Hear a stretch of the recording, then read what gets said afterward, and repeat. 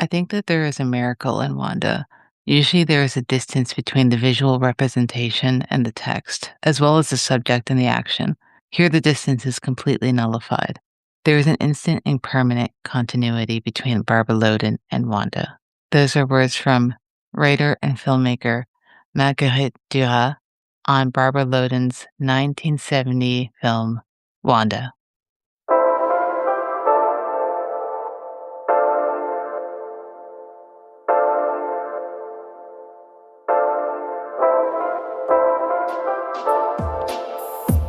Seeing Pieces in Movies is a podcast where each month I focus on the works of a different director or cinematographer, and each week I invite a guest on to discuss a film in the artist's filmography.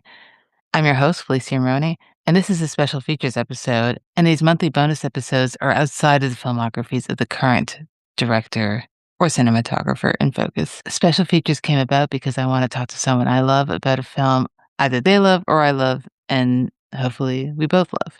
So today's film in question is Wanda. A very quick synopsis of the film is Wanda, a lonely housewife, drifts through mining country until she meets a petty thief who takes her in. The film stars Barbara Loden as Wanda, Michael Higgins as Mr. Dennis, Dorothy Chapines as Wanda's sister, Peter Chapines as brother-in-law, and Jerome Thier as husband. It's written and directed by Barbara Loden, and cinematography and editing is done by Nicholas T. Prefiers. Today I have on Whitney Wasson, who's a cartoonist and a frequent guest of David's podcast, who has been on a previous episode here. But you're a first-time guest on this show, and I'm very, very excited to have you on for an amazing film because we're talking about Wanda. But thanks so much for coming on. Yeah, of course. Like what a singular, tremendous movie to talk about as well. So I'm really excited. Thanks for having me. Now, thanks for wanting to talk about this film because I know there's a few people who I know who have seen it, but might be a little intimidated to talk about a film like this, I think. And I understand that, but I think we're going to have a good time. But before we even get into Wanda, Barbara Loden, and I am curious what your relationship is to film and cinema, and maybe when you started to realize that you wanted to branch out from the modern, blockbuster and go and dive deeper? Yeah. I mean, big question, but I think my brain first goes to I grew up in Arkansas. My parents are writers. My mom published a magazine for 25 years, and my dad, Wow. who was a bartender in my youth, became a historian by trade. And so he's actually consulted on some movies, which is a fun bragging Oh, thing to wow. talk about with him. But my parents are really, really literary people and also huge movie nerds. And so my dad would show us family movies on film. We had like the big blocky like 90s camcorder for home movies too. But he's also Mhm. someone who worked in theater preservation and film preservation in terms of like the fundraising side of things. So he is someone who has films like on nitrate, has reels of film. He's, I've always joked that even though my dad is only about 70 now, he's always acted like he's like 20 or 30 years older. Like he's a big physical media person. So I grew up watching a shitload of movies. I don't know of another way to say it. Like movies were important, and I remember my parents, showing me stuff like they talked about John Waters and they showed me Rocky Horror, which was kind of an awkward watch for like a 10-year-old with their parents. Maybe they made me bisexual by doing that, but yeah. So we just grew up with a lot of movies in the house. I also have some other family ties to filmmaking. And movies just were important. So I was set up strong for that, but also I went to school for theater, and in my Mhm. head I thought that I would be a theater or film director. And then I think by the time that I graduated, I was like, oh, that's way too hard. But since moving to Chicago from Arkansas, I've gotten to do a lot of things that I couldn't back in the South and see a lot of film festivals, art movies, international movies that weren't really available in Arkansas. And so, yeah, my husband and I have become the type of nerds that are at the art house theater at 10 a.m. to watch like a black and white movie to start off Mhm. our weekend. So yeah, so I was complaining about my dad being so old, but yeah, I'm watching 30s movies at 11 in the morning like I'm 900 years old Yep, too. So yeah, I'm a big movie consumer, which I know you are too. I am. No, that's an amazing upbringing, and I love hearing people have parents who nurtured that and were, like, open to showing their child or children, things that are not just, "This is kid-centric." It was funny because you mentioned Rocky Horror, and I laughed a little bit because I have a five-year-old. We've been going through trying to find because both, her and, myself and her other parent are big movie people, and trying to find movies that to get her into things, and she likes Yeah. musicals, and we're like, "It's time for Rocky Horror," and she watched the Yeah. whole thing with us. How Um, fun. I know, because she was talking about it after. I still think Grace is her favorite, which I also Grace, I know, Yeah, has she's its not problems. wrong. I love Grace. I love it. Yeah, So, me too. it's great to see how people are carrying on the torch. In terms of Wanda, though, I'm wondering if you remember the first time you watched this and why you might have put it on. Well, it's funny. Kyle and I have had kind of a traumatic movie watching week. We decided to watch A Woman Under the Influence and then Yeah. rewatch Barbara. And I thought that we had watched Wanda not very long ago, but in reality, we watched it in 2018. So Okay. that's I think that that goes to show, like, what a deeply affecting, raw movie it is that I was like, "Oh, I've seen this recently," and we haven't Mhm. rewatched it since 2018, so, I had heard a couple things about it, and it to be honest, I'm not sure if I heard people first mention it, on the Criterion Channel or maybe even in the Criterion Closet, but it was one of those movies, where, when you're watching interviews or you're reading interviews or something, if your favorite filmmakers keep citing something, it sticks in your brain as like, "Oh, this is something that I should watch eventually." Mhm. And I didn't know a lot about it going into it. I think Kyle and I were like, "Oh, this is available now, we should watch it." And, I feel like it's kind of a shovel to the face in terms of everything about it. And so we went in not knowing much. And now that I've seen it twice, I feel like I could storyboard it. It's just such an affecting movie. So I didn't Yep. know, and now I know, and I still wanted to rewatch it. I know it's so funny that you mentioned that because this is also my first rewatch since my initial watch, Mhm. and I went back to see what year I'd watched it, and it happened to be 2020, but 2020 right before pandemic hit, Ugh. and I was still pregnant with my daughter, but I was at the very tail end of it. I Oh. remember watching it specifically because I was done work at that point because, her birthday's on the 31st, so it was in that week where I was, like, waiting, "Okay, what's going on?" Anytime, and I had heard about Wanda, and I think the Criterion Channel just started around that time, so I was like, "Let me put it on." And as someone who wasn't a parent, and really mentally was not prepared to be a parent, I still am not prepared to be a parent, it's been 6 years. It really hit me hard, and I'm sure we'll get into that, but Yeah. I also until I went back to look, I thought I had seen it a lot more recently for the first time than I did this time, and I had always been meaning then I bought the Criterion disc, and it was sitting there, and I wanted to rewatch it, but something was like, "M maybe I need to wait." Yeah. So this is also a great push to just be like, sometimes you don't need to be in the right mindset, you just need to just put yourself into the situation of Wanda, and the world of Wanda, which I'm sure we can all relate to her in some sort of way, for sure. But if we wanna get into the film, there's so much to say. I don't even really know where to begin, but in terms of, like, me reading a lot of articles and people's think pieces on the film and just getting other people's opinions on it. One sort of string that came through that I was interested to talk about is this film breaking through like second wave feminism. Now, I don't think that you or I want to break down what feminism is to the audience. I think it's a very subjective thing and it's such a big thing that that's a podcast on its own. Mhm. Um, but we know what second wave feminism was trying to do and why it's evolved very much since then, thankfully.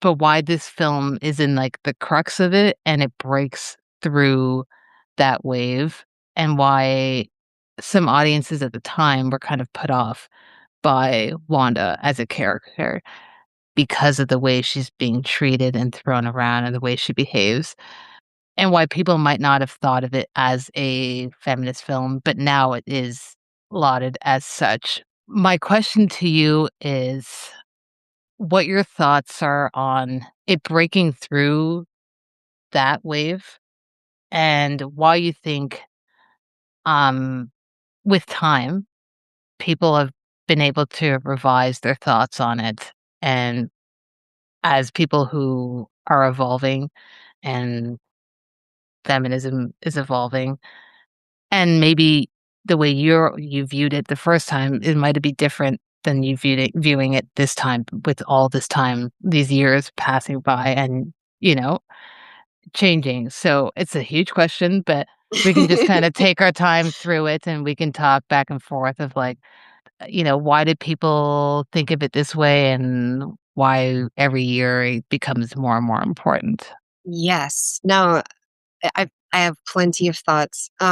Only tangentially related, but I swear I'll circle back. Mhm. When I was talking to my mom some time ago about movies, about specifically going to see difficult movies in the theater. Like I've heard that this movie is challenging, and I'm going to go see it in the theater. She has a great Mhm. story about how my grandmother, Amy, went to see The Deer Hunter in the theater, and she left during the wedding scene because she said, I know that this movie is about Vietnam. And if it's this bad to begin with, I know things are going to Yeah. get worse. And she was out. And so um, I feel like this is kind of similarly a movie that starts rough and gets Mhm. rougher. And Kyle and I were kind of having a conversation about content warnings, the idea of trigger warnings before either plays and movies. And this is Mhm. one where it's just like, how would you even describe the things that happen to this character?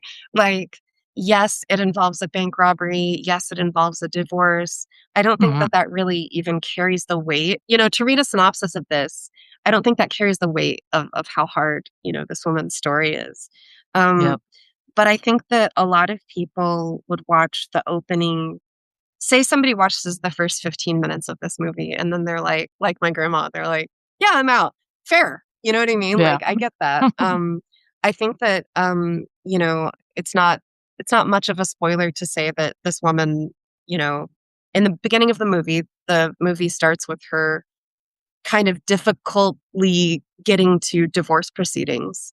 And she doesn't much advocate for her family. She doesn't much advocate for herself. She basically says, let him have him. They'd be better off. And then it gets worse. Yeah. And I'm not a parent. I think if I was a parent, I would have maybe a totally different perspective on this. But as a person who has seen a lot of my friends and acquaintances and family members have babies during lockdown or in the couple of years since. There's a part of me that's like, oh, I don't know that I could be a parent during normal times. And so to see parents with young children try and navigate everything that's going on in the world, I'm especially like, oh, I can barely take care of myself. So, like, hats off to anybody raising children right now of any age. So, I think that, my take on it as a child free person is, oh my God, it seems Mhm. like if you were a parent, regardless of your gender, class, whatever, and you're like Yeah, I can't do this. I'm out. I think this movie shows the reasons why people abandon their family and the reasons why I'm also a recovering alcoholic, and I feel like this is a deeply, addiction Uh-huh. related movie. And I feel like I'm of two minds, right? There's the self-determination part where she's like, "Yeah, I'm not good at this. They would be better off. He's got another one lined up. Let her be the mom." Yeah. Um, but then as a person who's trying to be a decent citizen in the world and who's also recovering, I'm like, "Girl, you could have tried a little harder." So it's just like, I can hold both things. And I feel like the movie makes a Yep. pretty good argument for if you are in active addiction, you are of no use to anybody, not even yourself. And so I I would love to talk about this movie, or hear what your listeners have to say about it, because it's just so much. Like in the first Yeah. 15 minutes, it's so much. And so, maybe people initially thought like, this isn't a feminist film. It's not showing a woman making a life for Mhm. herself. Her life goes nowhere. But then other people, like you were hinting at, like maybe a more modern take on that would be something like a woman born into those circumstances is doomed. Did she want to Yep. be a mother? Did she want to be a wife? We don't know. What kind of partner was her husband? Like maybe he was just as worthless as she was, but she's the one who's expected to like raise those kids. So that's my overwhelmed, bewildered take on the feminist aspect of it. No, I fully, fully agree on this, and it's like everyone's gonna have their own thoughts on this film and their own reaction to it, and even as someone, as I said, I was pregnant at the time, when I first watched this, and now rewatching it, I have a child who's almost turning 6, Yeah. and I don't even know that my mindset changed. It did a little bit. I feel like I had even more sympathy for her because I get it. I was like, and I say this knowing that anyone who's gonna listen to this knows that I'm being genuine and I'm not, this is not a slow cry for help, but I am like, I wouldn't I know I would never abandon my child. I That's not an interest for me, but sometimes the weight of the role that I play is a lot, and I get where she's coming from. Sometimes I'm like, I could do one day. I wouldn't do the rest of the stuff that she would do. But sometimes you just need a day to just kind of walk around and be like, Yeah. I don't want anyone to know who I am. I don't want anything. What leads her to the other path is also, as you said, she is an addict and she is spiraling, and there's a lot of other things happening. Her abandoning her kids at the point, as the film goes on, like you said, there's so much going on, and it's not that I forgot what happened, but I kinda didn't take in until this watch how much happens in such a short, like, if the movie is an hour and 40 something, I'm like, "This person is going through so much." You kind of not forget that she abandoned her kids, but it's not top of mind by the end of this Yeah. movie. Yeah. It's not even her biggest problem. It really is not, to be honest, at all. So I can see why people at the time were like, "Well, fine, maybe if she abandons her kids, but she has to do it for a reason in terms of bettering herself," which this character doesn't do. She abandons her kids because she just is like she is lost. And reading interviews with Barbara Loden and watching the I Am Wanda documentary that if you, the listener, has access to either Criterion Channel, because it might be on there, but it's on the disc, it might be on YouTube as well to watch. It's like an hour. It's a great watch. But she talks a lot about how in her upbringing, she grew up in the South and poor family, and she was essentially raised by her grandparents, and her grandparents were tough. She left home to essentially maybe subconsciously better herself, but she just left home because she was like, "I don't identify with this anymore," and became, a model, a dancer, and eventually made her way into film a little bit. She didn't really do much film work. She mostly was a theater actor, and then she married, Elia Kazan, which is, what kinda kept her in the film industry sphere, but she's more of a theater actor. But she talks about how she felt very lost, and she had read an article about a woman who also did a bank robbery with a her partner who was killed in said robbery, and she was sentenced to 20 years, and she thanked the judge for sentencing her because she was like, "This at least gives me a purpose and something to do for those 20 years because I didn't know what to do." And she felt like she could see herself in this character. Whether she would do something like that is besides the point. I think we've all felt lost at some point. So, with that blend of putting yourself into a character and putting yourself out there in such a harsh way, at the time, and we still don't get this that often, we have a woman who's directing, writing, starring in her own film, and putting herself out there in a what you would call probably a nasty way. I'm wondering how you feel about why that would be shocking to people and why we still don't really get that often, like, that combination of someone who's fully so in tune and in charge of the image that they're putting out there. Yeah. I mean, immediately, like, after rewatching this, my husband and I were talking about, just everything around this movie. Someone on the Criterion Channel in an interview, I think it's Rachel Kushner, talks Mhm, about, a story that might not be true. This could be myth, but that her mother had tried to see the movie, again after initially seeing it in the theater, and been told by someone at the theater that the filmmaker decided to pull the movie from the theater and said that, she had changed her mind about it, or that, something about the reception made her not want to extend the run. And I thought that that was such a great story because if it's true, what does that say about the initial reception of a movie that was made under hard scrabble conditions, that was, as you said, directed, starring, produced, edited by one person who, yes, probably came from some wealth being married to a famous person, but also I think this was shot for a little over $100,000, So to talk about the conditions that it was made in, you know, it I also read somewhere that, Barbara Loden hadn't intended to star, but it just worked out that, well, probably I don't know who else I could get, on this budget, so I might as well.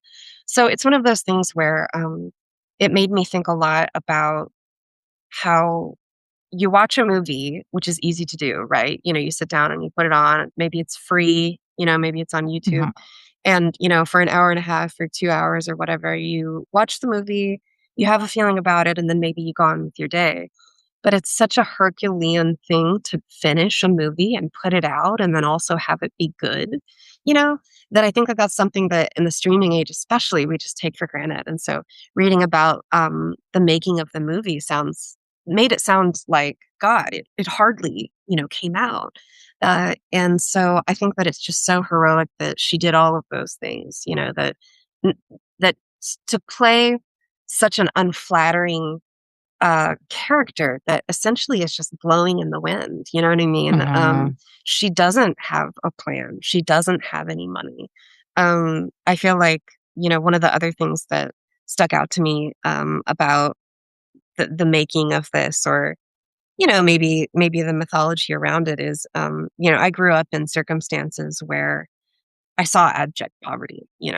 We my family was better off than some, but I have seen people like Wanda, in my childhood and Yeah, adolescence, that just literally don't even have a place to be. Like, maybe they go to a church.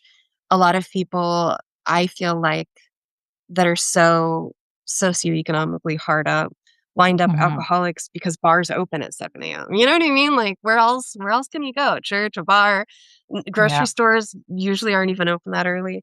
So I think, that it's just astounding that this movie, 1, was made, 2, starred her, 3, was any good. And I remember reading one of the in part of the early reception of the movie, some critic who was, of course, a guy, said that it was a good little film, but he wasn't sure how much people would be able to relate to it. And I feel like, 1, probably not a working class person, this guy, but also to make a movie about an aimless woman who just seemingly doesn't want to be a mother, and to star in it is such a radical thing, you know.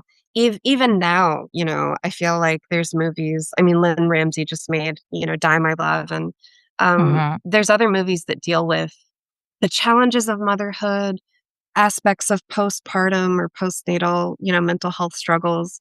But I feel like one of the things that I don't see in many movies, other than maybe Lynn Ramsey's Ratcatcher and a couple of others, real wrenching American poverty isn't depicted very much. And I would Mhm. say that more than motherhood, more than, free will or whatever, the clause of poverty and the lack of options that you have when you're that poor, this is kind of a unique film in that respect. So, very long answer to your question, but I think it's astounding that this movie even came out, and that it's fucking great on top of it is wild. Exactly that, because not only that it came out, but also that it came out when it did in the '70s, and it shows how much we're kind of regressing in the film industry because this film would not come out today, but it came out in a time where we're getting, like, the new American cinema and people are being more independent. You're getting stuff, Dennis Hopper's making his stuff, Cassavetes making his stuff. Cassavetes, who I do think will definitely have to mention because it's hard not to watch this movie and see the way I know Cassavetes saw this movie, Mhm. um, because he had only made a couple things before this, but his bigger stuff is coming out after this, so Yep. we definitely have to talk about him, but we get a woman who, yes, again, she's married to a big director who, even though despite his issues and what he did in his life, he still had pull in the industry. So Yeah. she could have gotten a bigger budget for this. Yeah. She could have I don't know that Hollywood would have financed this, but she could have secretly gotten a bigger budget for this, but she did it all on her own. A four-person crew to make this movie. This person who's the cinematographer, who I do wanna shout out, whose name is Nicholas Profiers. I don't know if I'm Mhm. saying that properly, but he also edited this movie. That's Mhm. how small the crew they're like, yeah, cinematographer, editor, but he worked with, D.A. Pennebaker, who, if you've watched a lot of prolific American documentaries, he's done a lot of those.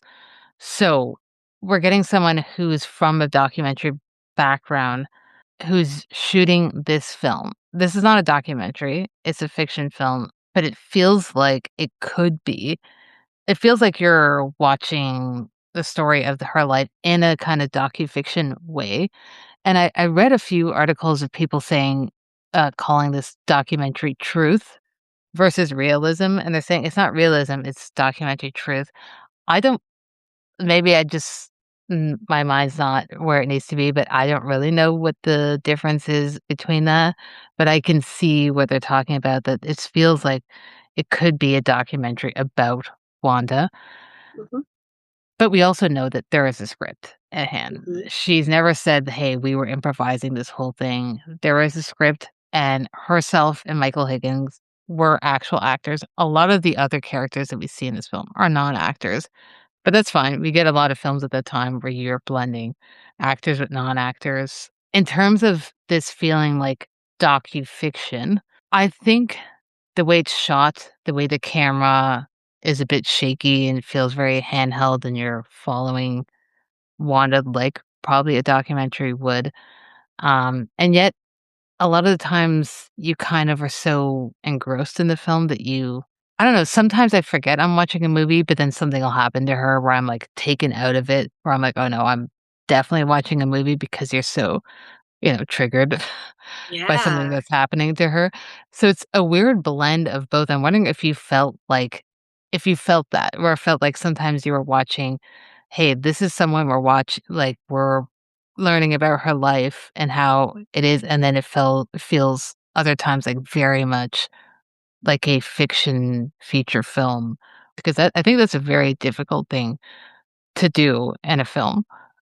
I completely agree. It's, to have watched, Kyle and I we're big Glenn Ramsay fans, so we've rewatched a couple Mhm, of her movies lately, and she's interesting because I feel like similarly, her movies feel very real and immediate and kind of cinema verite, but then at the same time, they're so beautiful that it does sort of turn your brain back to like, "Oh, no, this is cinematic," like I'm watching a movie, and I feel like, mhm, John Waters in, an interview talks about that opening shot of or one of the early shots in the film of her in her tiny little shitty pastel colored outfit mhm. walking to court against, this coal mining background, which, she's also talked about in the documentary I Am Barbara about, or I Am Wanda. I keep saying Barbara.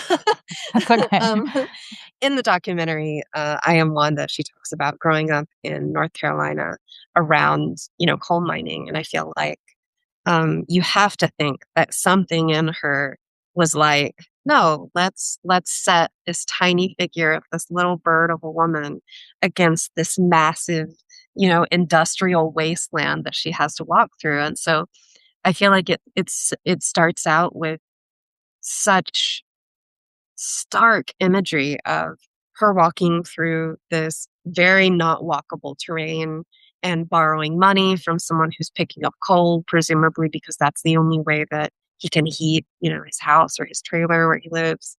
And then you go into this court scene that looks like real life. Like, I don't know of another way to say it. Like, there's movies of that era, I think of Scarecrow in particular, that Mhm, that also do similar things with there's a lot of stationary shots, right? Where you're just watching the environment of a bar or a truck stop or the highway, where, if you were a person standing there, not in the movie, it would look about the same, yeah, but then there's all these other shots that are so striking. I think about the scenes that take place in the car after she's left with the bank robber, where I spent a lot of time in this rewatch thinking about how difficult it must have been to be close mhm, enough to capture the actors with not great, cameras, probably, I'm assuming.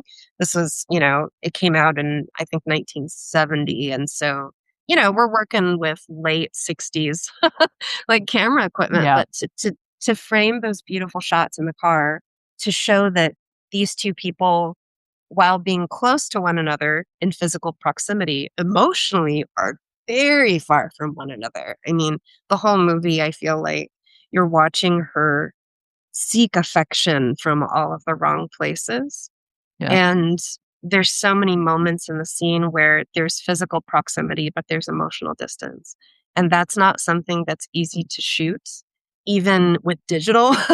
So for them to mhm, have all these, like, maybe not the best, circumstances to shoot this, it's just, amazing. It's also interesting the moments where she chooses to sort of emphasize the loneliness that Wanda feels by setting her as either moving or sedentary in moments of movement. Like there's bar scenes where all of these anonymous people are walking by who are, we know, non-professional actors. mhm, Probably some of those shots might have even been stolen, and you still are drawn to this lonely little childlike person existing, in these rough environments. I think that, if anybody's bold enough to listen to this without having seen the movie, I would say that the ending of this movie is, to me, one of the most shocking things in anything. It gave me Twin Peaks feelings,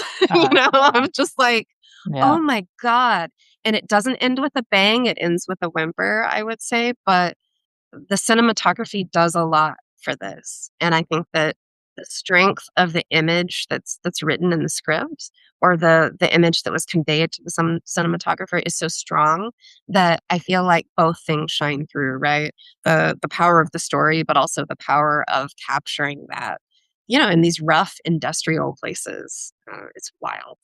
I know. I think that she was so lucky to get a co-artist because we got her as a director, writer, and star, and then we've got Nick Penifers, who is the cinematographer editor, and that's what's mostly listed as the crew of this. There's a few other people who are doing sound mixing as well. Mhm. So maybe five, Um, 6 people total. yeah, but they would be working the closest, her and himself. So to get someone who I think unless at least that's what it seems like as an audience member watching this, fully understood her vision and also happens to be a man. I think that's fantastic, and it shows that there are artists out there who wanna put out these type of stories, and his background in documentary, I think, very much lent to that because he's so used to shooting human beings as Mhm. opposed to I'm shooting fictionalized stories and starring Hollywood stars. Right. He's working with real human beings and real Americans, and you mentioned this before, and I did wanna circle back to it, and maybe this is a good time, but you mentioned America and American poverty and this feels like to me, especially watching it this week and thinking about it even yesterday and reading the news, and for an audience member, we're recording this January 25th of 2026. I always try preface to people because I know that people are not listening to every episode, but I let the people know I'm from Canada. I live in Canada. I live in North America, so we're very close to America and very in tune to what's happening uh to our neighbors, and there's a lot happening, and yesterday a lot happened in America, and it felt very hard to think about a story like this and what's going on, and I don't think I unless you want to touch upon it, I'm happy to listen. I don't wanna put you in a position where you have to talk about what's going on in your country, but this film feels very American to me in a good way, though. I think it feels like it's showing real American life that's not Mhm. glamorized. I wonder how you feel as being from America. Totally. Yeah, I joked on Letterboxd that if you were to pair this with Werner Herzog's Strozac, Mhm. that first it would show you really what America is like for the majority of Americans. And then second, you might kill yourself. Because like those two movies together, it's a lot because I feel like they touch specifically on the complication of seeking the American dream. Because in Mhm. Wanda, she is a blonde, white, married woman. So for 1970, that's a decent status. I think the other thing important to remember is that women in America weren't allowed to have their own credit cards yet when this movie came out. That would be a Oh, couple of years okay. after. So a lot of things in the movie, I think, touch on the reality that to have a career, to go to school, to choose what you want to do with your life. A lot of those aspects would be dictated by who you married and what they Mhm. thought of you. So I think it's set up very interestingly that Wanda is leaving her relationship, and we don't know what that relationship was like. Was it Yeah. terrible? You know what I mean? Like, was he a terrible partner? Um, and other movies might show you, that first her husband hits her and then she decides to go, or first her husband won't give her any affection and then that's why she decides to go, or she has a terminal illness, or do you know what I mean? Like there would be other Yeah. heavy-handed decisions that would, precipitate her leaving, but Instead, you just get a little hint of he said she wasn't a good wife, and she said she wasn't a good wife Mhm. and homemaker, and she leaves.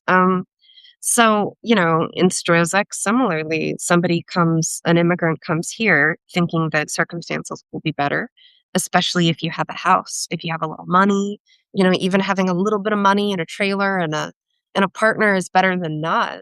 But the stark reality, in America is that uh, money kind of comes first, and what's happened in Minneapolis, which is Mhm. the place where George Floyd was killed by police, and there were very, very violent protests, culminated in, the shooting, that death of protesters by Kyle Rittenhouse, and then now we've Mhm. had two different ICE deportation observers shot and killed by police, notably white people, which is very different from the other, conflicts that have happened in Minneapolis.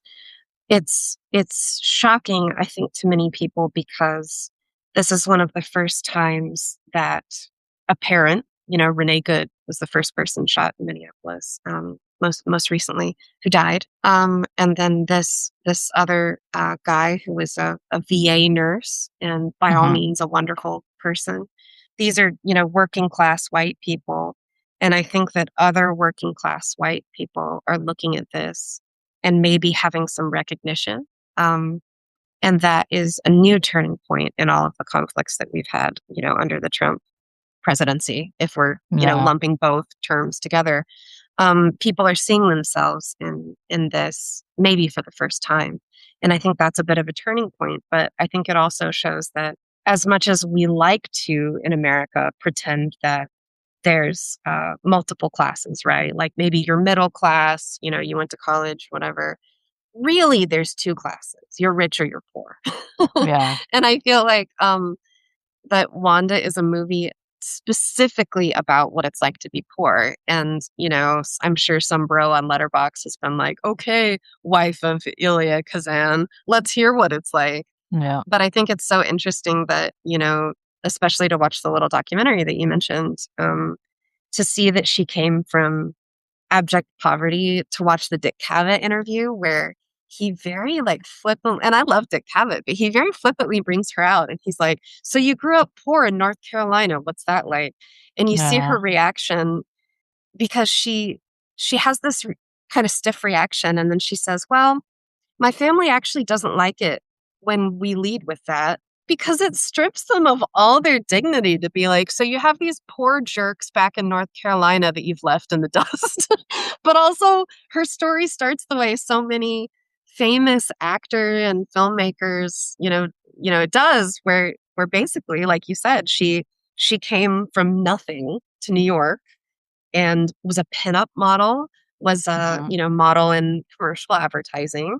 And we can probably assume might not have had a great time as a teenager posing for male photographers. Yeah. I don't want to make too many assumptions about what that was like, but it couldn't have been easy. So to make a deeply personal film that she says is lightly autobiographical, takes a lot of stones. But I think that what's braver is saying, hey, most of America is like this, which I think the movie does. It doesn't, the storyline of this guy being a bank robber. We were noticing this with this rewatch, and I'm sure you have thoughts on this, that he seemingly goes back to his hometown to rob Mhm. because he goes to visit his father before that, and he visits his father in an evangelical milieu, which is also, very triggering for me.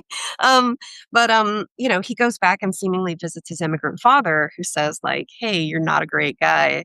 I don't really want to have a lot to do with you," and then, makes this choice to rob a bank. But in the traveling, road film part of this movie, I think that there is a subtle statement made, which is it doesn't really matter if it's Pennsylvania or Connecticut or Massachusetts or Maryland or, Washington State.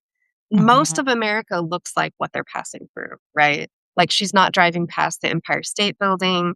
Like this is the majority of America. And I think that that's lost in movies nowadays, especially because filmmakers are dealing with the tedium of where is it most affordable to shoot? Should we just green screen it? I feel like some regionalism is kind of lost because there's a homogeny to digital filmmaking. If I were to make so bold a claim, um, I think it's really interesting because it's like this is this is really what America is like. It's kind of bleak. There's a lot of highways. There's a lot of poor people, and I would make one more bold claim and then I'll shut up. Of rich people in films or even in TV shows, think like Succession or something. They're all shown as, different. Like compare Dallas with Succession with, I don't know, even like the BBC, upper crust shows. They all have this, diversity of wealth. But poor people, it all kind of looks the same in I know. America. Yeah. And I think she just nails it. I agree because I think it takes someone who's gone through it, um, to be able to portray that because, uh, I agree also that there's probably someone on Letterboxd, or even people when it came out who were like, "Oh, well, you're the wife of." But also, as much as he did some nonsense stuff in his career, he's an immigrant. He's not an American. He is Greek, but he came over to this country. I'm sure he could have told the story of what it was like to live in Greece as a poor person, but he wouldn't necessarily be able to do it as an American, and I bring that up because as you were speaking, it reminded me of a film of his, one of his second to last film that he did, and oddly enough, it was also shot by the same cinematographer, as Wanda was. This is called The Visitors. It's good. It feels very of the time. It was done 2 years after this, and it feels like there was one thing missing, and I think it felt that what was missing was probably just him not being as familiar what it would be like to probably be an American who would do such a heinous crime because you feel compelled to do it. Not to get too much away about the family, but it's or the film, but it's about, like, a family who gets, it's a home invasion film, essentially, Oh. and it's shot very much the same way like Wanda is, and it feels very aggressive, in your face, and uncomfortable, and a lot of people don't like it. I appreciated what it was doing. I think it was missing a little bit of a touch, but and it also feels so different from anything he's ever done. I only bring it up in comparison to what Barbara Loden does and why it has stood the test of time because people talk about Wanda. No one's talking about The Visitors. No offense too, because they're talking about his other films, but they're not talking about The Visitors. They're talking about Wanda with good reason. And I think that it's hard not to watch what she's doing in this film and get it. You might feel uncomfortable, and I think you should feel uncomfortable. You shouldn't just be like, "Oh, this is a great feel-good movie," because it's not. It's interesting to me that this film, it did win Best Foreign Film at the Venice Film Festival when it came out, whatever that means, but it wasn't like it was fully hated when it came out. Sometimes, it takes for film people to love a film. You bring it out to like an average audience who doesn't get it time, and then it gets a revision. We see that with a lot of movies that were absolutely hated when they came out. So there's that, but I do wanna talk about the very obvious influence it has had on filmmakers post that, because maybe audiences weren't watching it too much post its release, but that filmmakers were for sure, and artists were, people who were film people were. We mentioned briefly Cassavetes. I'm sure we'll get into Cassavetes, but, watching it this time, I thought a lot about Kelly Reichardt, thinking about the way she shoots women in her films and how they sometimes feel aimless and they're making some decisions you might not agree with. They're making those decisions because it's just natural to them at the time, and how we don't get those type of films about women or people who are not men that often, and that's why Kelly Reichardt sticks out as a modern director who's doing that, but it's still the reason why we talk about Reichardt is because it's rare. I wonder how you feel about if you see and you talk about Lynn Ramsey also, who I think is definitely influenced by this film, but also does it in her own way. If you wanna expand on how you see it in modern cinema before we get to Cassavetes, because I think he's his own little thing on how I know I'm like, "Mm, you definitely ripped her," but, a as a Cassavetes fan. But, Mhm. yeah, how you feel about the ways certain our filmmakers are carrying the torch and why it's still like a very dimly lit torch that we're not getting that often. Yeah, I mean, I think, when you were talking about, movies being made since then, it made me think about how for studio films, made with significant financing and maybe made with directors who have made other movies, before. You hear all of these stories about studio pressure to soften things, right? Like there's a Mhm, female character that the studio feels like, ooh, not likable, we got to soften this, and that often results in movies that feel watered down when you watch them. The ending isn't mhm, satisfying. And you're like, I don't know, I feel like something's kind of missing here. Studio meddling is often, what's up. It's the producer saying, I don't know how well this is going to play. We really have to change this. So to learn about the careers of people like Len Ramsey and Kelly Reichardt, and we recently watched, we watched Born into Flames, which mhm, I thought was just, in the same tradition of, you know what, I think that there's going to be too much meddling, so I'm going to make this myself. I'm going to make it with a crew of people I trust. It takes however long it takes, one of the most inspiring things to me about Kelly Reichardt is how often she says, "Well, I my movies are mostly in the daytime, so I can use the natural light." You know what I mean? Like yeah, that is the opposite of Marvel movies, So yeah, that's one of those things that inspires me to make stuff because it's like, well, you can make a movie if you just use what you have and you beg for just a little bit of money to get the actors that you want or the crew that you want. I mhm, find that all tremendously inspiring. I think there's a lot of early 2000s movies that, almost do the Oscar baity thing of we're going to take this actress that we're going to rough her up a little, and we're going to mhm, make this movie ostensibly about a poor person, even though, and this is my specific Arkansas take on it, everyone's teeth look fantastic. That's one of the first I things know, that I drives know. me crazy about movies. I think Kyle and I talked for too long about Bradley Cooper's teeth in Nightmare Alley, of like, Oh it's still gosh, such a shortcoming of movies to cast like Margot Robbie, and be like, oh, this dazzlingly clean, tall, put together person is playing a waif. Okay, sure. But yeah, I think that, lots of people have carried the torch of truly independent filmmaking where you have three or four other people working with you. I think Kelly Reichardt used like two people on Old Joy or something, mhm, um, that they finished movies and that the movies were good and that people saw them, is just incredible to me. But I also think of a movie that I don't think gets enough due is Penny Marshall's Riding in Cars with Boys. Have you seen that one? yes, yep. I haven't seen it in That a long time. oof, I that is know, one of my favorite movies because one, it shows how little options you have as a young woman. Two, it shows very realistically what it's like to have not no money. Not even like, yeah, "Oh, I'm underemployed," or whatever, but, just like Wanda, to have no money. Like, in the scene in Wanda when she realizes that her very few dollars have probably been stolen at the movie yep, theater, or worse, she has the alcoholic thing of she actually spent them and she doesn't remember, which, like, girl, been yeah, there.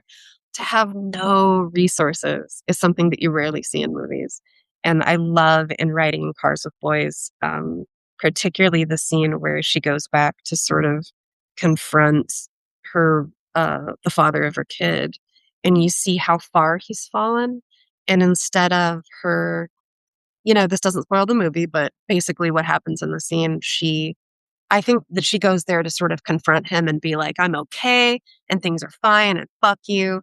And instead, she feels such sympathy for mhm, his addiction and for the woman that he's wound up with that she just totally deflates and is a kind person and reacts with kindness, you know? You don't really get that in movies very much because one, it's so painful. It's like Great Expectations level of just, oh my God, it scoops your guts out. Like when in that movie, which I like the remake with Ethan Hawke Yeah. and De Niro, but when he denies, who his dad really is, and like that stuff is so wrenching that I think it's fair when people are like, I don't want to watch a movie about abject poverty. It's too sad.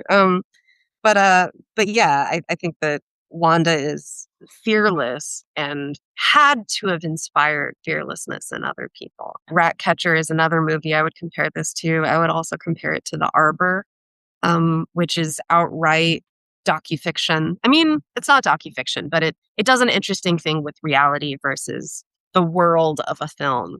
Well, the parallels to Wanda are kind of interesting because it's about a playwright in the UK, Andrea Dunbar, who received a lot of acclaim, but was an alcoholic and was, Mhm. I believe, a parent and had so few resources from the projects where she grew up in that she just really didn't have much of a chance. And she died of alcoholism very young. And Mm. so, I feel like, something we could talk about later maybe is, you know, what happens to Wanda after that movie. But, something that I think about all the time, as somebody in recovery is all of the people that are geniuses that don't have two pennies to put together and either get the one project out or they can't even do it, and then their flame is extinguished, you know what I mean? So hopefully more people, now that it's become a little bit more available, will watch Wanda and be like, oh shit, like I can do this. I can tell stories about where I grew up and what my parents were like, and people would want to see that. People give a shit because, like you said, I feel like whether your reaction is I relate to this or I recoil from this, I Mhm. don't know who could watch this movie and be bored or have mild opinions about it. You know what I mean? And surely there's more filmmakers than would admit have seen this Yeah, movie and were floored by it. Because how could you I not know. be? No, I think it's, very obvious the people that it influenced closer to our modern age, but, even directly afterwards, and we've mentioned Cassavetes quite a few times, and you mentioned you also, double billed this with A Woman Under the Influence, which feels like there's even a shot you talked about the shot of her walking to Cord through the mine, field area, and it's funny because she was asked about that in an interview I read, and because she was asked specifically because audiences were not loving that scene because they thought it was boring, and she's like, "I included it because I just wanted to show." I s It sounds very basic, but she's like, "I wanted to show how long it took to get from where she was going to where she needed to be," which you feel that, but also I think it's such a beautiful way to open it doesn't open the film, but it really kinda sets the tone of how she is just this she's become this small person in a huge world of human beings who are kinda skirting around and dancing around each other, and there's other Wandas around her. She's not the only Wanda, there's other people going through their own problems. But we talk about a director who is lauded for this and putting people in situations and seeing the turmoil that they go through, and I personally think he was being genuine. He wasn't like, "This is a way to cash in on things," because he wasn't making any money from this. He was an actor who was acting essentially to finance his films, and he was doing this because he wanted to put out these stories and was like, "I want people to go to these movies and feel like I know this person, whether it's a person like me or this is like my cousin, this is like my uncle, my aunt." So Cassavetes, he had made a couple of films before 1970, but the films that we all talk about are post 1970, and A Woman Under the Influence is 1974. It's hard not to see the direct influence, especially on that movie, that Wanda had on A Woman Under the Influence, and you get 2 phenomenal performances by amazing actresses, and they feel so lived in, and these are people who have felt those emotions. Cassavetes is someone who encouraged that, and he worked with small crews, very DIY, small budgets, and I will probably do more research now after talking about this just to see if he's actively said anything about Wanda. I haven't seen anything about it, but there's no way he didn't see this movie, and I think that, uh, if you're going to rip a movie, this is a great one to rip. Uh, Sure. I do wish that maybe he was probably more vocal about saying that he had seen this, because if I'm having to do digging, it's probably because he just actively didn't say anything, and sometimes it's just, like, you don't think about it, but there are some scenes that I'm like, "This is lifted from this movie for sure." As someone I'm sure you've seen other Cassavetes films too, it's hard not to see the comparison, wondering how you feel about this is a man taking these stories, and he often had women, his wife, as the lead. He's telling, quote, unquote, "women's stories," stories about women that we didn't see previous and we're still not seeing, but it's still told through his lens. Thankfully, we have Jenna Rollins who's really championing and pushing herself through this, so it doesn't feel as much like I'm a man telling a story about women, but especially because you watched them side by side recently, I'm wondering your thoughts on it because the last time I watched A Woman Under the Influence was maybe a year and a half ago, and I'm, like, still reeling from that Processing. rewatch. Yeah. So it's been a while, I don't really wanna rewatch it right too quickly, but how you feel about watching this back to back so recently. I mean, first of all, like, Kyle and I are clearly, like, masochists that we do this, in 2026 when things are pretty rough, which Yeah. I also feel like, that's unfortunately why, like, those morally bankrupt, aimless, restless movies of the '70s are so good because the Mhm. late '60s were so rough, like we've got multiple compounding American problems, that result in people who were set up for success feeling nothing. You know what I mean? Like you come home on the GI Bill and you're too messed up to use this government Yeah. benefit that should have helped you, so I think that I look forward to, unfortunately, the movies that come from this period because I I'm not saying that conflict makes you a better artist.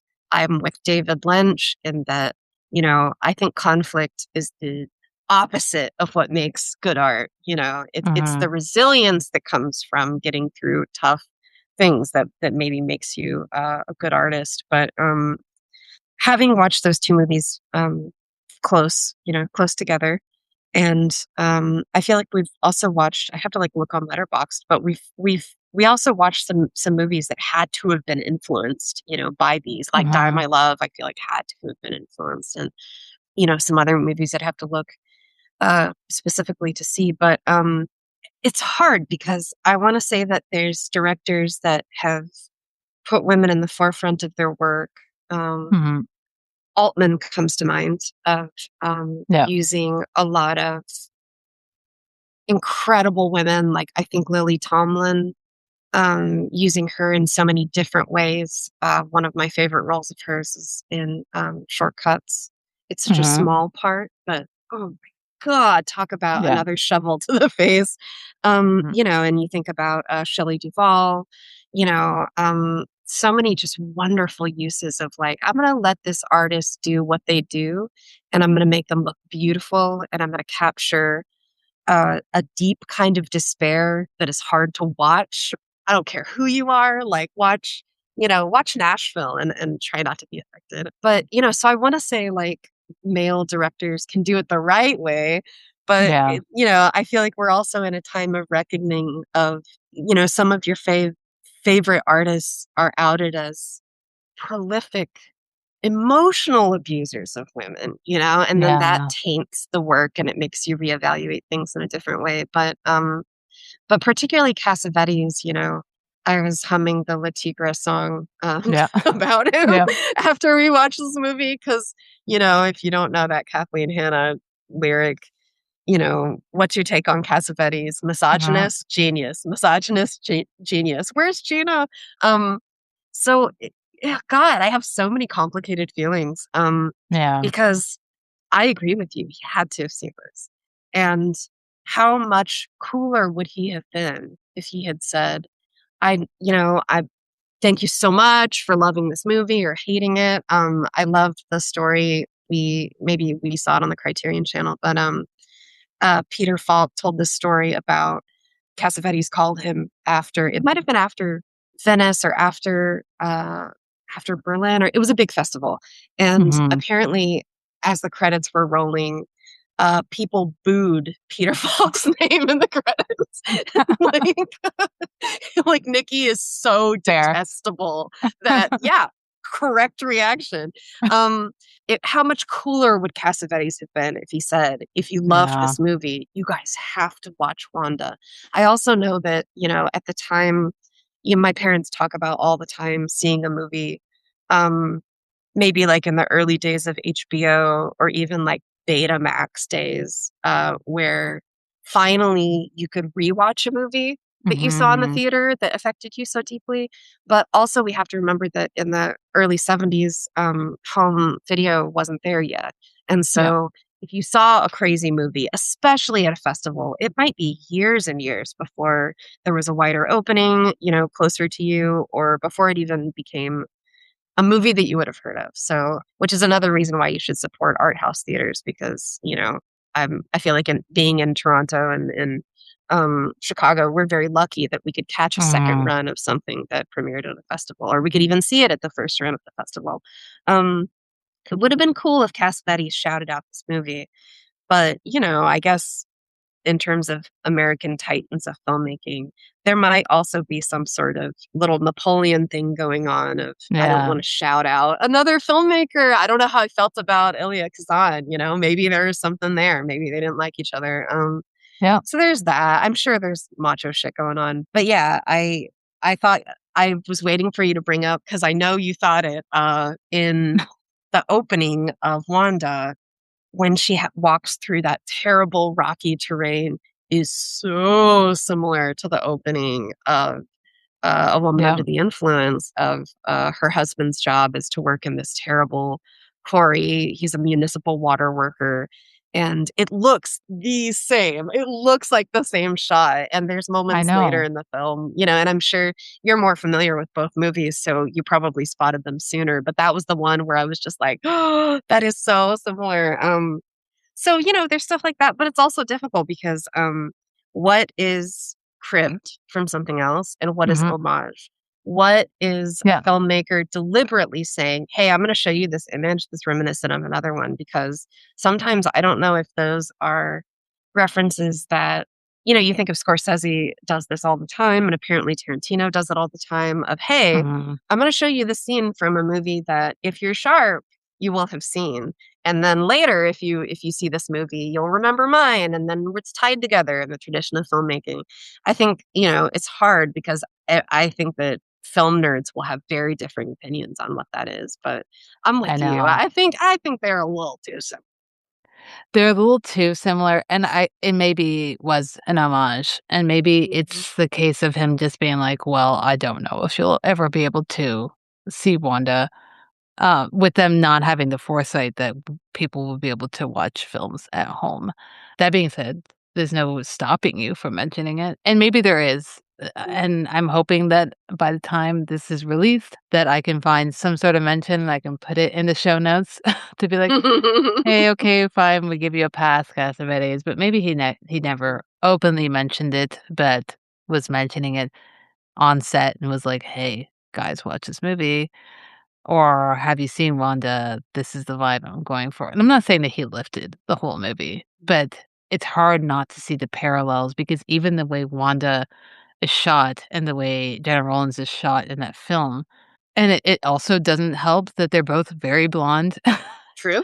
And Correct. they're both housewives who are very lost and dealing with different things. one's addiction, one is mental illness and addiction, Mm. but, like, her and in Woman Under the Influence, I'm sorry for anyone who hasn't seen it, I highly recommend.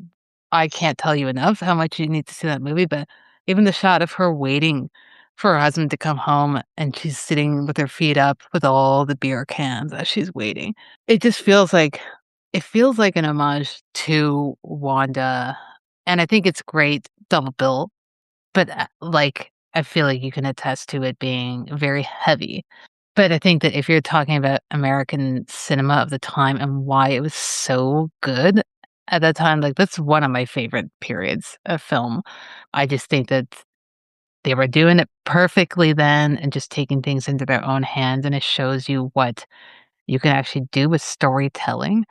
Um, as we talk about the story and we go on, and we're going on in Wanda's life, or at least the blimp of Wanda's life that we're seeing, because we're not seeing Wanda before. When we see her, we don't know what her upbringing is like. It's left to the audience to assume which her upbringing was like, and we don't know what happens to her after the final shot, but post failed bank robbery and Mr. Dennis dying is a very traumatic scene that I don't like seeing those scenes in films. I know sometimes it's like it's needed for whatever sake, but there is a attempted assault. It is still an assault, that happens to Wanda. She escapes, and we get that lengthy scene of her running away, and she is finally allowed to break down because we never get to see her break down and Emote. cry. Yeah. Mhm. She's just kind of, like, going along, other than, like, her throwing up at the thought of, like, what she has to do. She doesn't get a relief in any sense, and it's really sad to see that this is the only moment of relief that she gets, and then to see what happens to her after, where it's just like she's going through the cycle again. She's ends up in a bar with people who are not really caring about her, but are just, like, throwing cigarettes at her or beers at her because she's just Mhm. a human being there that they could care less about. But if we talk about not necessarily the act of the abuse that happens to her, but the moment, this very short moment of relief that she gets, and how, as an audience member, you're so, like, tight, I find, watching this movie because it's, like, very tense to watch everything that she's going through. Did you feel like you could breathe that moment with her, or was it worse because you know that even if as a first-time watcher, that you probably still know that this is not the end for her, and it's not gonna get any better, which we don't often get in films where usually they're like, "Well, there's a glimmer of hope for her." She doesn't have a glimmer of hope, in the near future for her. How are you feeling about that moment of release for her as an audience member? Well, to circle back just a little bit to cinematography, Mhm, when I'm talking with my friends about movies, and being a guest on the David sometimes, one of the things that I often say as a caveat is I went to school for theater. I started as an actor, and then I focused more on playwriting, and then I was a stand-up comedian for 10 years, like, writing my own stuff. So I am very mhm, writing focused, and I am less directing and cinematography focused. So mostly I'm thinking about the script. But mhm. the end of the movie really made me think about the deliberate choices by the director and by the DP in the darkness that happens towards the end of the movie. The assault by the soldier, which for real, I had forgotten happened. And I I think know. it's so the movie is so much and that's so traumatic that by the time you get to it, it's like Yeah, my I know. brain can't even handle this. It's horribly realistic. It's just awful and it's brief. It's a very brief scene and it's an attempted assault, but it's still Mhm, just awful. And she gets away and then, sort of winds up in this like seems like a logging camp bar or mhm. something. But, the darkness of her standing around outside smoking a cigarette shakily, maybe her last cigarette, waiting for something to happen, which I think is also something really that's really difficult to watch in movies. My very smart friend, Rachel Lynette, who's a wonderful playwright. So if anybody likes plays in your listening community, check out Rachel on New Play Exchange. She has so many wonderful moments in her plays where you see a moment of decision or you see someone not making a decision and waiting. And I think that what makes Wanda's character so painful is that she really is just a leaf on the wind. She's waiting for the next man to show up so that that can dictate how her next couple of hours or next couple of days go. And I think that at the time, if you were a woman in America that didn't have any money, hell, even now as a woman in America, if you don't have any money, sometimes sitting at the bar waiting for somebody to buy you a drink is kind of as good as you can do. But so there's this moment in the dark where she's waiting to figure out what to do and kind of waiting for someone to come along and rescue her. And spoiler alert, it doesn't really happen. But she goes from there to this bar inside. And like you said, she's seated around strangers who kind of acknowledge her and take pity on her. And, you know, this sweet drunk woman says, like, you look like you could use a cheeseburger. You look like you could use a beer here, you know. And I was joking with Kyle that this woman knows how to get a cheeseburger at least. Like Yeah. the whole movie, she gets a Yeah. burger. So I'm like, all right, Wanda. But I feel like it's dark and dark and dark, and it gets darker. And she's in this dark bar, which is such a choice. It's such a vibe, you Yeah. know. And her head is downcast, and her bangs are in her face. And you know, I think depending on what your childhood was like, that may inform what you feel is going to happen for this poor woman, right? Yeah. Some might interpret this as she's found her next crew, right? There's a guy that's eyeing her. There's Mhm. multiple guys that are eyeing her. As you could look at it as girlfriend potential, as just for the night potential, as wife potential. But at the same time, you could also view this as she is so turned inward that it kind of doesn't matter what's going to happen to her next, because the only thing she has learned in this story is things are tough and they're probably going to get tougher. And so, you know, I love movies, especially grim 70s movies that kind of end with a Mhm. lack of resolution. A lot of people might interpret this ending as the only direction this woman can go is down because that's all she's done. You know what I mean? Like suicide, murder, Yeah. neglect, starvation, you know, she is really, really at the bottom. If people were to interpret this as she doesn't have much time left, I think that would be a perfectly, you Yeah. know, reasonable thought. If people saw this as, you know what, she's gotten away from all these guys, even if it was accidentally, you know, in the case of the bank robbery, or she's been Mhm. left by these guys that, you know what, she'll probably still stay afloat, even if it's a grim existence. I think that's a reasonable, you know, assessment. But I love, you know, I love the ending of this. And to go back to terrible Cassavetes for just a sec, I was surprised that the ending of A Woman Under the Influence was somewhat optimistic.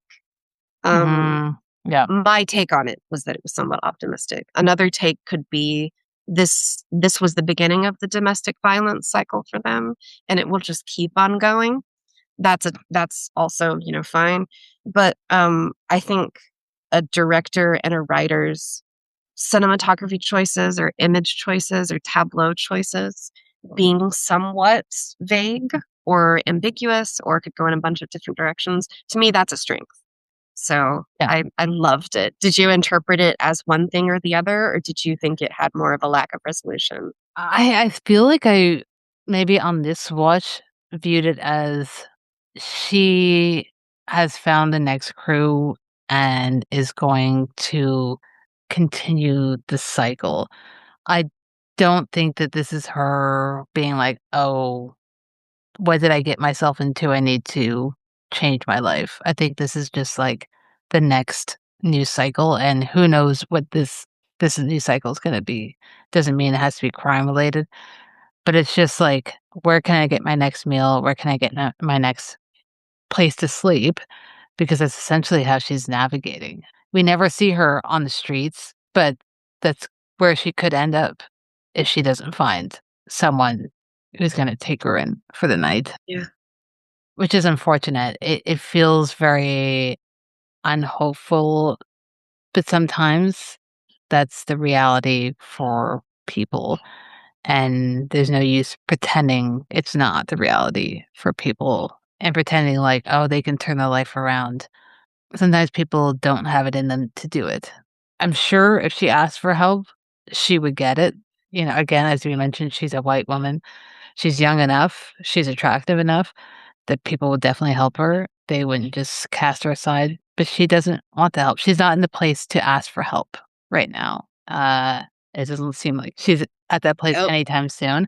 And I think it's important that the film doesn't imply that, hey, Wanda's gonna be okay. Wanda's Yeah. probably not gonna be okay anytime soon, or if ever, unfortunately. And I think it's great that someone like Barbara Loden was able to tell that story where she eventually was okay financially, but she did have problems with her husband, and she did have problems being able to have the career that she wanted. She wanted to be in more films and was just typecast as, like, kind of the bimbo, and it took for her to create her own film to show that, "Hey, I could do other things," even though in the theater world, she was known for being a more serious actor, and they took her seriously there. And then she died, unfortunately, quite young to cancer, so we didn't get too much from her. She did do a couple shorts post this, one being more of an educational short, but we have Wanda, and realistically, I say this a lot for people who only did one film or did very little. I'm like, if you're only gonna get the chance to do one, if this is the one that you have, that's your legacy, that's an amazing legacy to have, Out of the park, this one. right? Yeah. I would love to do, like, one movie, and even if it's not appreciated while I'm still alive, if it's appreciated after, that's all you can hope for, to be honest. But, I mean, there's so much to say about this movie. There's so much we've already said, but I'm wondering if there's any prescient points that we haven't mentioned that you wanna discuss before we bring it to what our pairings would be, because I feel like the pairings would be very interesting too. No, not off the top of my head. I feel like, we talked so much about Barbara Loden because it's deserved, but I Mhm. did wanna shout out, Michael Higgins, as Yep. the bank robber who is her longest partner in this film because I think that that's a completely thankless role. He has to beat on Barbara Loden. He has to, you know, I think one of the cruelest moments in the movie is when he's given her some money to go to Woolworths to get some shitty little stuff, and he basically says, "Make yourself look better." I And she know. comes back with these cute little pedal pusher slacks, very of the time, very 60s, very much just clothing you would buy off the rack. And he tosses them out the window because he makes her wear a dress. And I feel like in my short acting career, I really only played one villain. And it was a sort of Southern belle, cruel woman in a play about Southern racial Mhm. problems.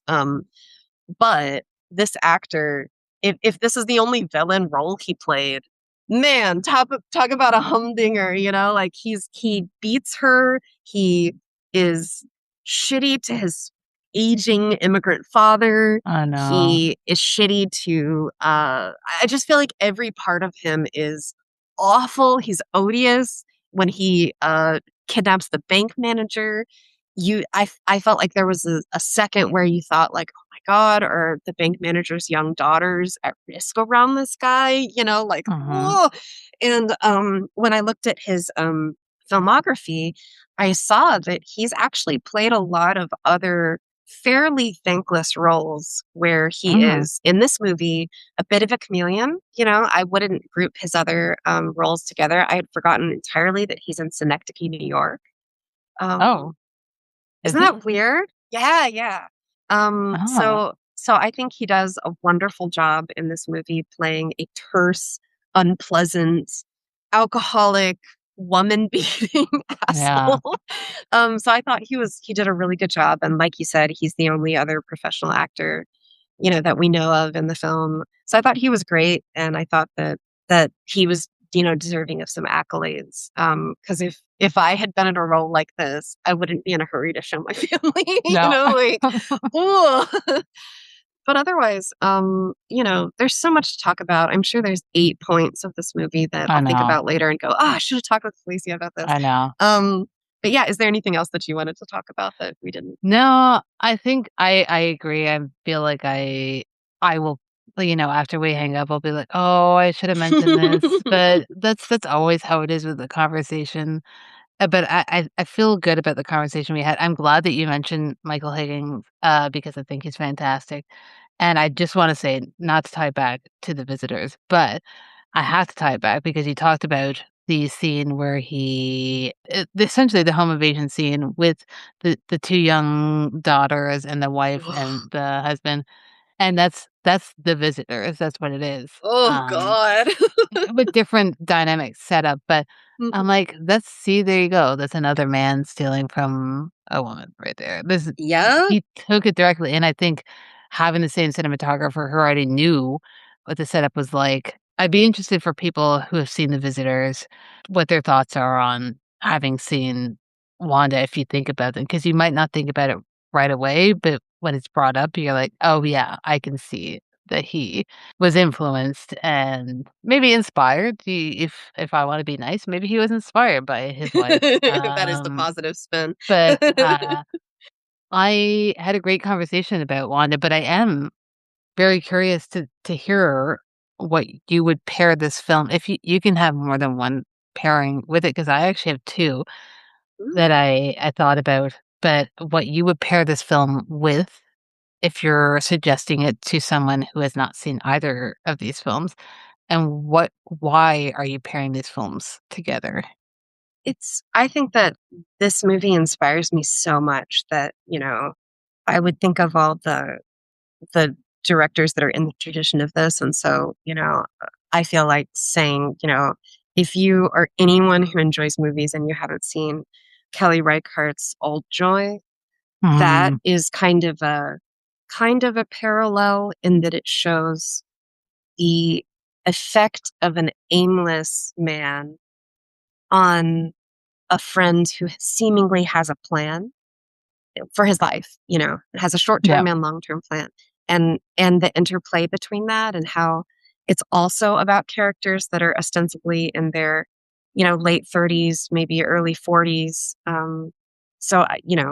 Please go see Kelly Reichardt's movies. Yeah. But I think in terms of movies that are thematically similar or complementary, I got to shout out Riding in Cars with Boys because I feel like Mhm. that's a movie about an excellent parent, and so pairing that with Wanda, I think is interesting because it can show how difficult parenthood seems to be, and also how difficult and I don't know, just brushed aside women can be, even women who have so much going for them. I feel like, Mhm.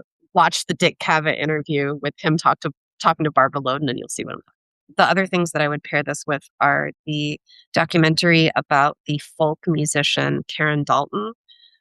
It's called Okay. In My Own Time, and Karen Dalton was a native, uh, she was a biracial woman who was native and white, and one of the most now lauded voices in folk music, who led a very Wanda like existence of a very, very difficult upbringing in Oklahoma, and then in Appalachia, and then in New York, kind of on the streets.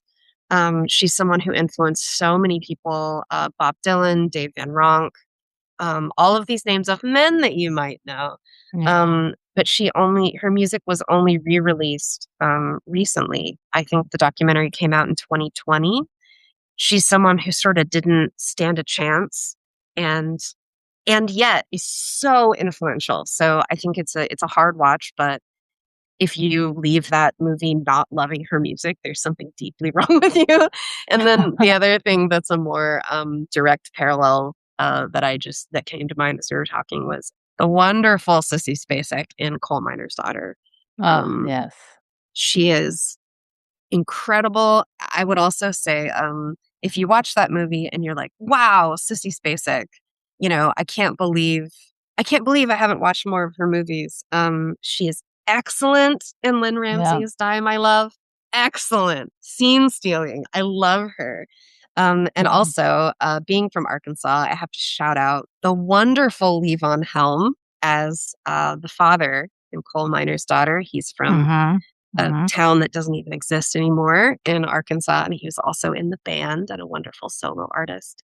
Yeah. And I think that their scenes together are, to me, kind of the reason why I watch movies to see actors' craft because it's amazing. They're electrifying, just like Barbara Loden was in Wanda. Um, yeah, I love those. So those would be my pairings, just, at a glance. What about you? No, those are fantastic. I have seen most of them except for the doc on Karen Dalton, and I just quickly did a Google. I feel like some of those song titles spark like a maybe I've heard this, so I'm gonna have to Yeah. listen to them after. But, that's very much something I'm interested in, and then Coal Miner's Daughter, it's weird because I think it's weirdly underseen. Hmm. I think probably when it was came out, I think it was an Oscar movie, so people probably saw it then, but people don't talk about it now. And people don't give Sissy enough love, to be honest. Like, I know she's got some love, but they don't give her enough. That Hmm. woman, even in something like, A Straight Story, David Lynch, Oh her my performance in God. that, I'm on the verge of tears just talking about it, thinking I about it. only recently saw that. Oh my god, Devastating. that Devastating. movie, I've seen it twice, so I saw it the first time, ruined my life, and then I rewatched it a few years back. I can't remember for what reason, maybe it was for a film club of some sorts, sobbing, Oh, yeah. How can you just not? sobbing. Oh, I was how like, can "You you know what? not? I can't do this anymore." And I know I'll watch it again in a few Yeah, years, and I'll and just be cry just as sobbing. hard. Beautiful film, but she's so, so good. Those are all fantastic pairings, and Thanks. for the listener, please, if you haven't watched those, add those to your whatever watch list that you have. The 2 that I thought of, one was one that I thought of before we started recording. One was as we were speaking about it, and I was thinking of American '70s cinema and characters who are aimless women. So I'll start with that one. Both of these are bummers, just to give a preface. Sorry, I couldn't think of anything with hope, but I thought of a film by Richard Brooks in 1977 called Looking for Mr. Goodbar, and that's Diane Keaton in this film, and it's based on a true story about a woman who is a teacher, and during her own personal time, she felt a little I don't know if it's not as aimless and lost as Wanda because she's someone who had a bit of a double life, but she put herself into very, dangerous situations because she was looking for something more. Not to give anything too much away, but there's obviously it gets quite dark in that film, and I think it's a fantastic performance by Diane Keaton that, she's not given enough credit for. It's a hard film to watch. Feels not necessarily Hollywood, but it's not as Wanda is. So, I think you get to see the 2 spectrums of '77 being towards the end of the '70s going into what has become '80s American cinema, which is quite different, Mhm. and where the '70s starts and how we get to see those stories about women. And then I couldn't help thinking about Agnes Varda when I was watching this film. Oh, my girl. I love her, and she's making films before the '70s, and I don't know if Barbara Loden had seen any Varda films, maybe she had or hadn't, but the film I'm recommending is actually well post Wanda. It's probably I don't know if it's the film that she's most known for, but it's synonymous with her. I thought about Vagabond. Mhm. So this is 1985. This is 15 years post this. But, Varda had been making films well before Loden, so I think it's Varda's very much the type of person who will be openly like, I'm very much influenced by this person and is boring off another. She just thinks art is a fluid thing that you should be inspired by other artists. But it's about a younger woman than Wanda is, who's aimless and just goes around and she's a vagabond. She's going from place to place and very poor. But we're seeing this in a different country. Looking for Mr. Goodbar takes place in New York City.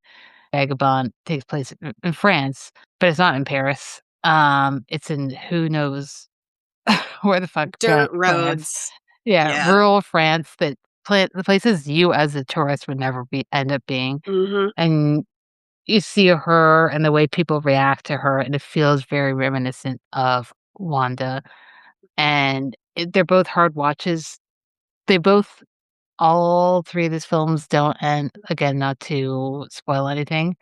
All I'll say is that you're not getting much hope at the end of any of these films. So you either just put yourself in that position and just go along for the ride, or you get yourself mentally prepared to be depressed for the day. But it is winter.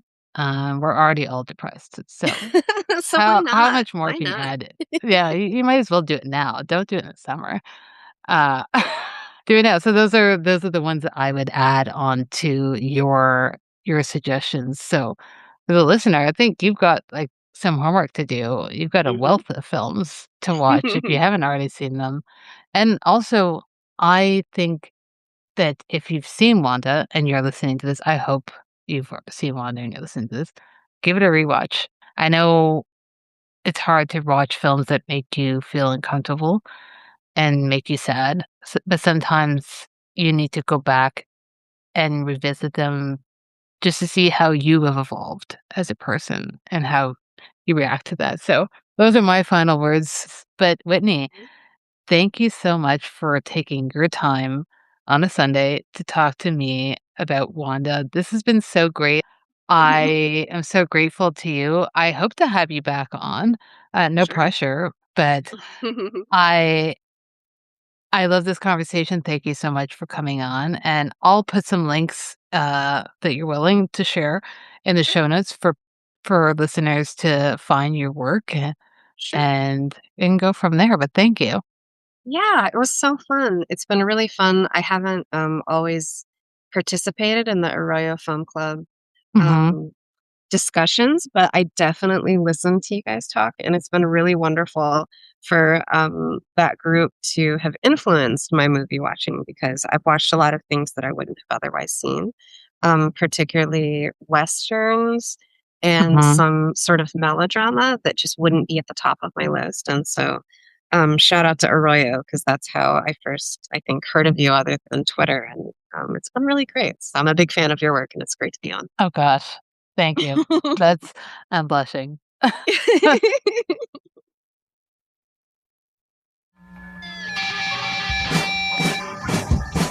Seeing Faces in Movies is an official podcast of the Royal Film Club.